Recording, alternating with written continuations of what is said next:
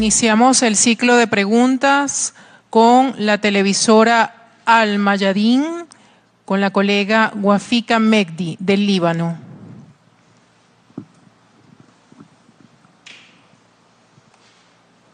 Buenas tardes, presidente.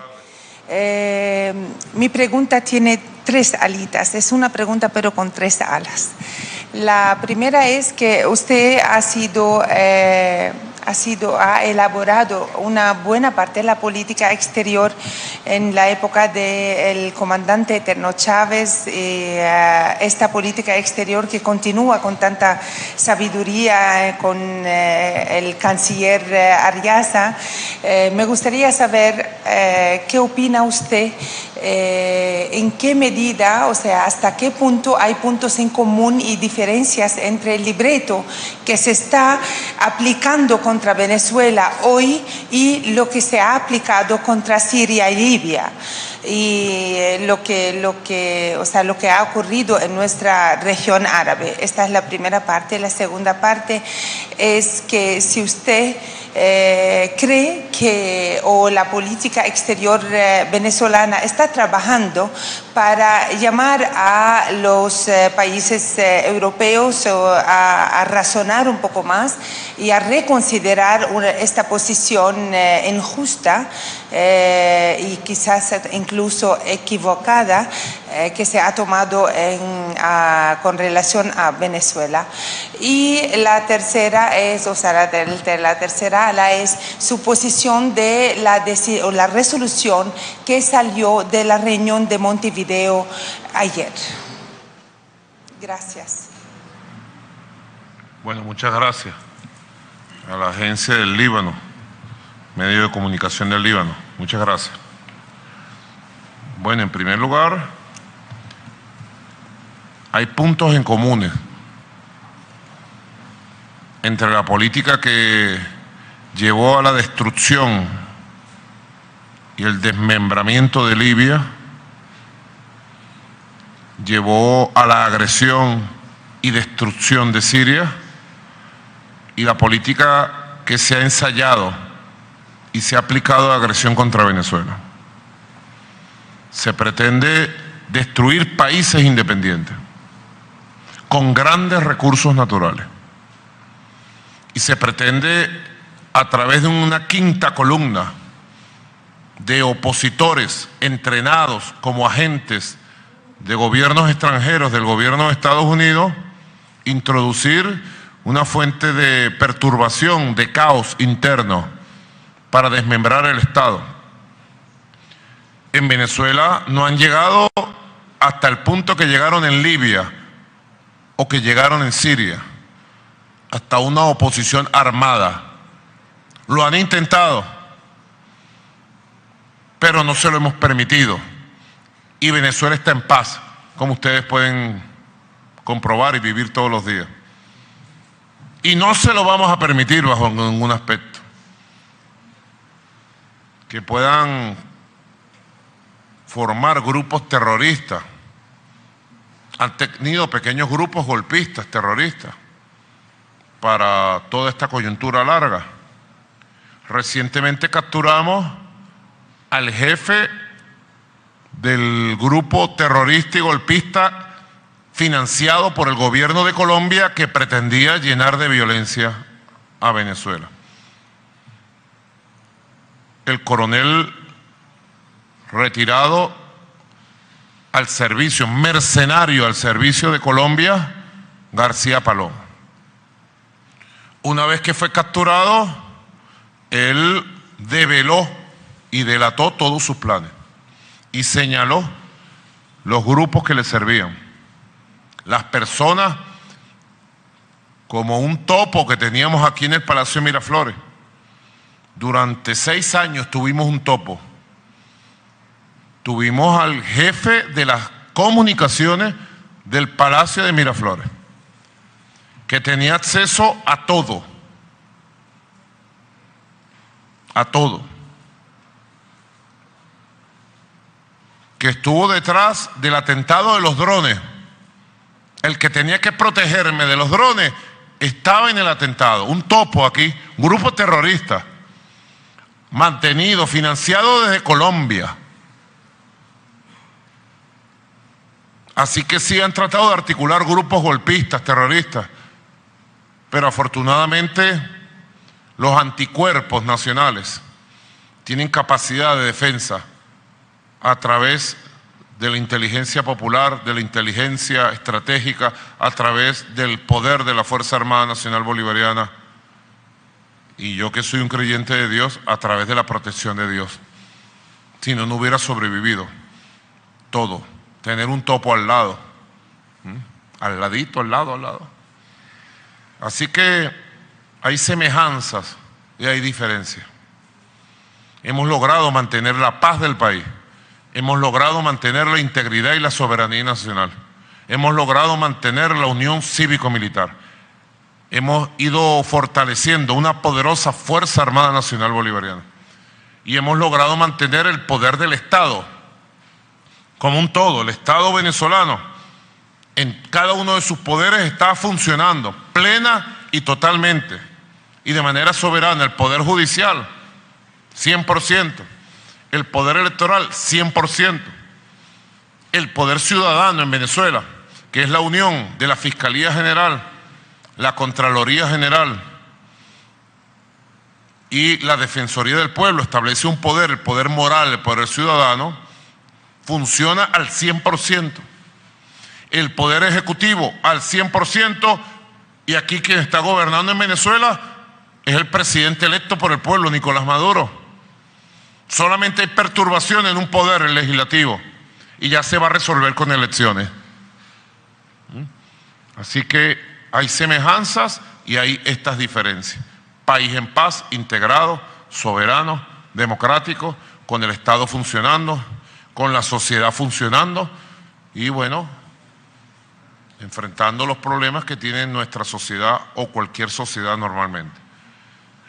La segunda pregunta, nosotros le decimos a la Unión Europea y a Federica Mogherini siempre: ustedes no escuchan la verdad de Venezuela.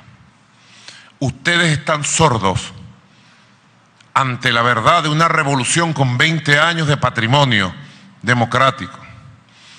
Ustedes solo tienen el guión de la derecha extrema y se han dejado llevar a posiciones extremistas de la derecha.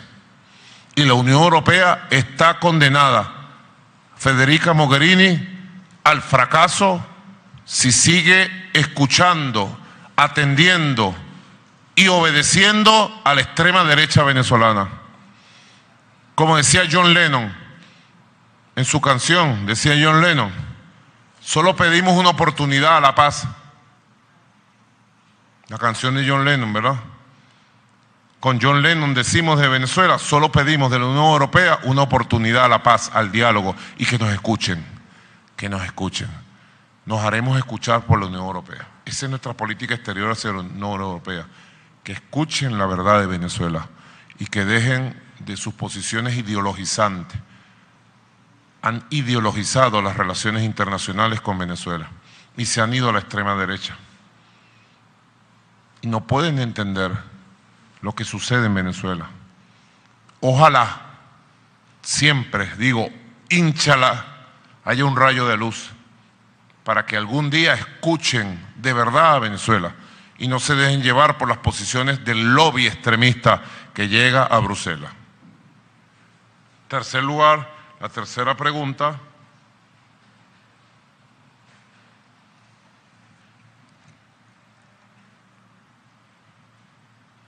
En Montevideo hubo 2 resoluciones. Nosotros suscribimos plenamente los pasos del mecanismo de Montevideo del 6 de febrero. Han definido un mecanismo diplomático para el diálogo, respetuoso, con 4 fases. Han definido con bastante precisión y cuidado político, institucional, democrático.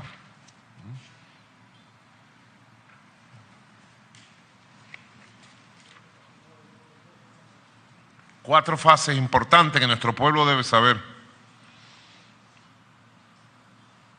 En primer lugar, el diálogo inmediato. Estamos preparados. Estoy preparado para dialogar donde sea, cuando sea y con quien sea.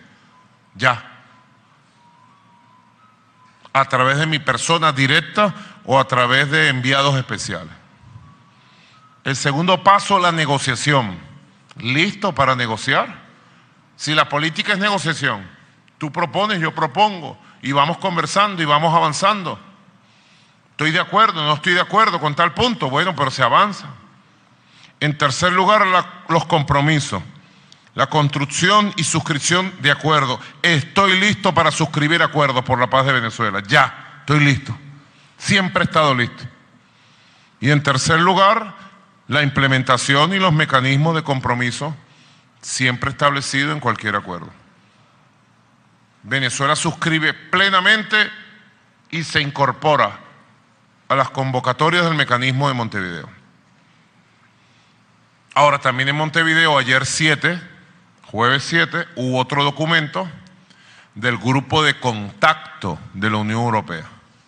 Como lo dice, es un grupo de contacto. No estamos de acuerdo en el contenido del documento. Rechazamos la parcialización, la ideologización del documento del grupo de contacto. Pero estoy listo y dispuesto para recibir cualquier enviado del grupo de contacto y establecer contacto. Contacto visual, contacto físico, contacto mental, hablar y ojalá nos escuchen. Ojalá el grupo de contacto de la Unión Europea sirva para escuchar a Venezuela en estos 90 días que ellos se han dado. Ojalá. Bienvenido al grupo de contacto de la Unión Europea, aunque les digo desde ya que estoy totalmente en desacuerdo con la parcialización y la ideologización en que ustedes han caído producto del extremismo con que ven a Venezuela. Bueno, siguiente pregunta. La siguiente pregunta la realiza el colega Javier Lafuente por el diario El País de España. Presidente, buenas tardes. Varias preguntas le quería hacer sobre tres. Sobre los intentos de diálogo. Usted dice que está dispuesto a sentarse a dialogar de todo.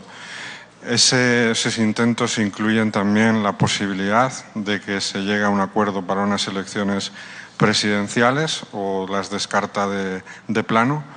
Sobre la ayuda humanitaria le quería preguntar, ¿qué le ve si se descarta la entrada de cualquier tipo de ayuda humanitaria como la que se está copiando ahora en la frontera con Colombia?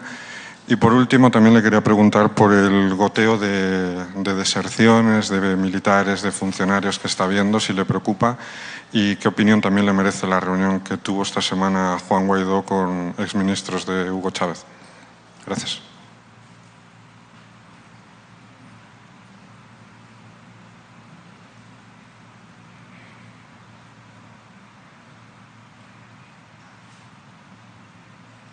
Correcto. El diálogo tiene que ser con agenda abierta. No puede ser para imponerle condiciones a un país. Y tiene que ser para respetar y hacer respetar esta Constitución.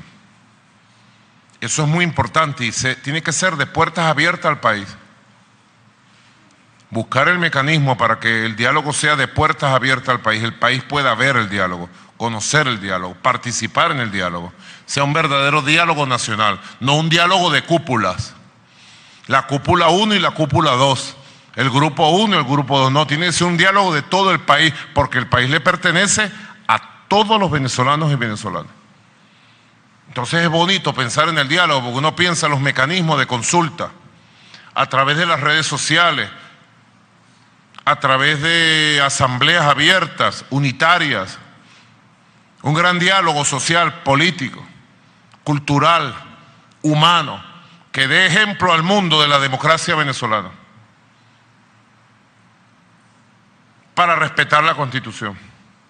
Yo voy al diálogo a hacer respetar la Constitución. Nosotros vamos al diálogo a reivindicar la Constitución y a buscar las prioridades. ¿Cuáles son las prioridades del hombre de a pie, de la mujer de a pie venezolana? ¿Hacer elecciones?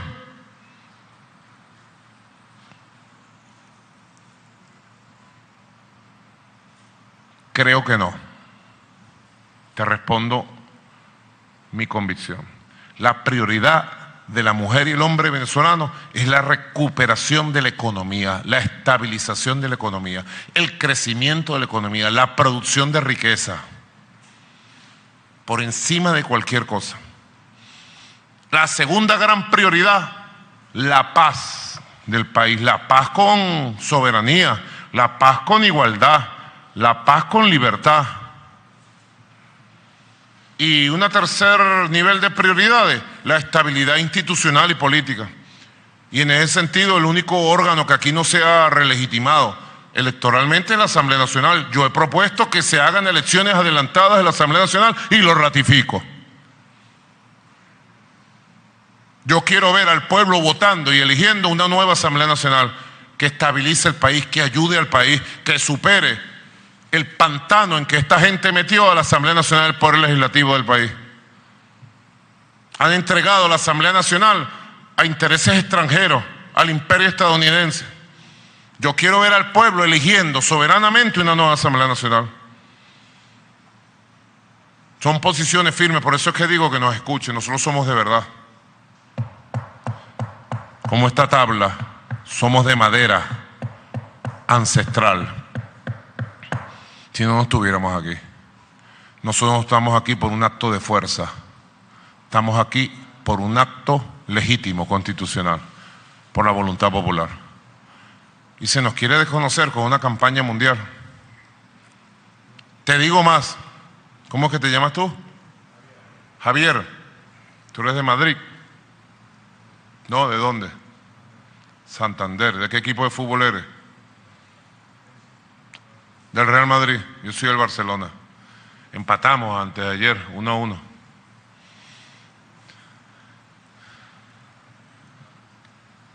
Te digo más. Esta oposición no quiere elecciones. Si nosotros dijéramos, vamos a elecciones en 30 días, ellos inventarían 1000 cosas para no ir, como lo hicieron en el 2018. Javier, la oposición estuvo todo el año 2017 pidiendo adelanto de elecciones presidenciales. Y en diciembre del 2017 dijimos en la mesa de negociación de República Dominicana, vamos a un adelanto de elecciones presidenciales. Hablamos, negociamos, hicimos un acuerdo perfecto de garantías electorales.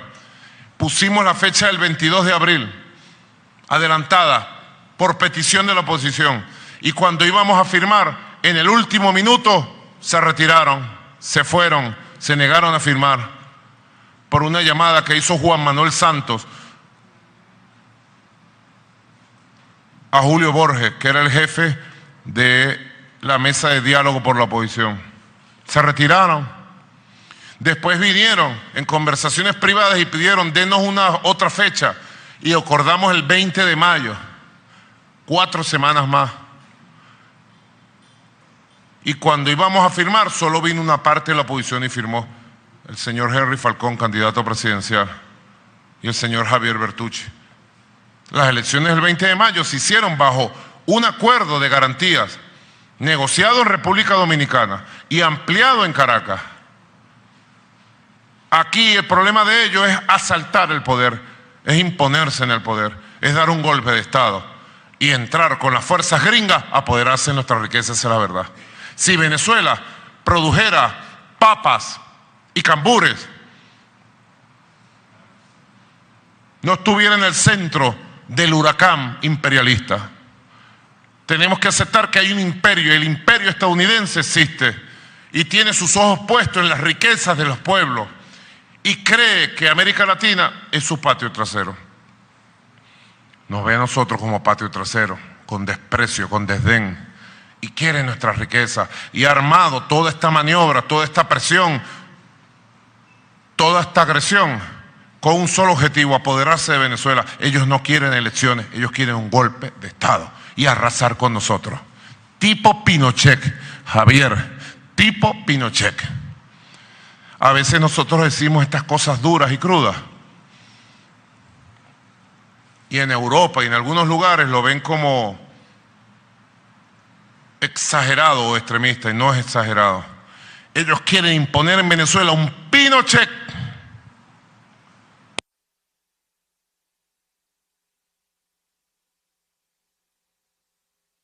Ahora exactamente en el Salón Simón Bolívar del Palacio de Miraflores, rueda de prensa con medios internacionales. El jefe de Estado respondió ahora mismo la segunda pregunta de un medio español, tomando en cuenta lo que ha sido la arremetida imperialista de cómo ha encabezado desde el pasado 23 de enero un golpe de Estado en Venezuela. Ha detallado el jefe de Estado en su alocución cómo de manera lamentable la derecha con vínculos en Colombia y con Estados Unidos, hacía referencia a la rueda de prensa dada a conocer el día de ayer por el vicepresidente sectorial de Comunicación, Cultura y Turismo, Jorge Rodríguez Gómez, en el cual se mostraron algunos videos grabados a los que fueron aprehendidos por la justicia venezolana, exactamente a el coronel Osvaldo García Palomo, el cual detallaba exactamente que con fecha 27, 29 de enero y de 3 de febrero se tenían 3 intentonas muy, pero muy lamentables ante instituciones que buscaban también agredir al presidente de la República, y que el plan que había sido fraguado con inteligencia de la CIA en Estados Unidos, del Pentágono en Washington y también con vínculos en Colombia. Vamos a seguir escuchando esta importante rueda de prensa del jefe de Estado.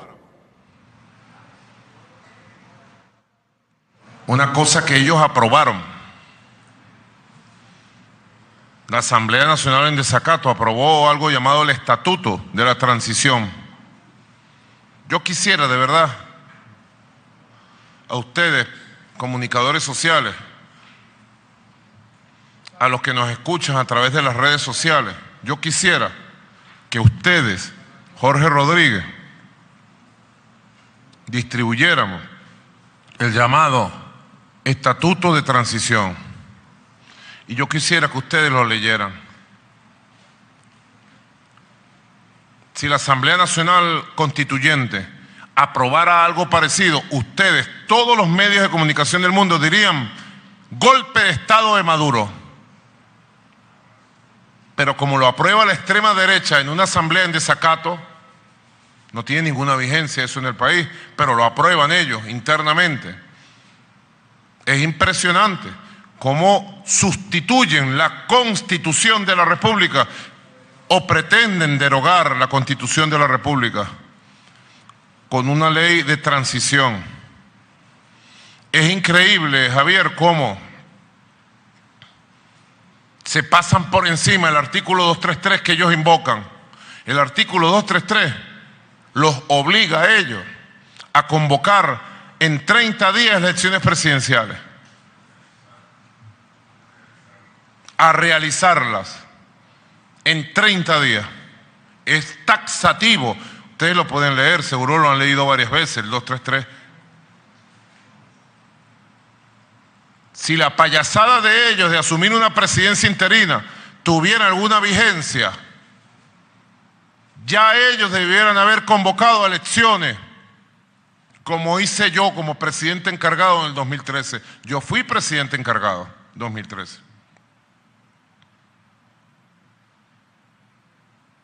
Y lo primero que hice fue convocar a elecciones. Era mi obligación constitucional. Ellos dicen que no, que se van a dar 12 meses. En el caso que se cumpliera ese pretendido estatuto absolutamente inconstitucional, se van a dar 12 meses para ver si convocan a elecciones.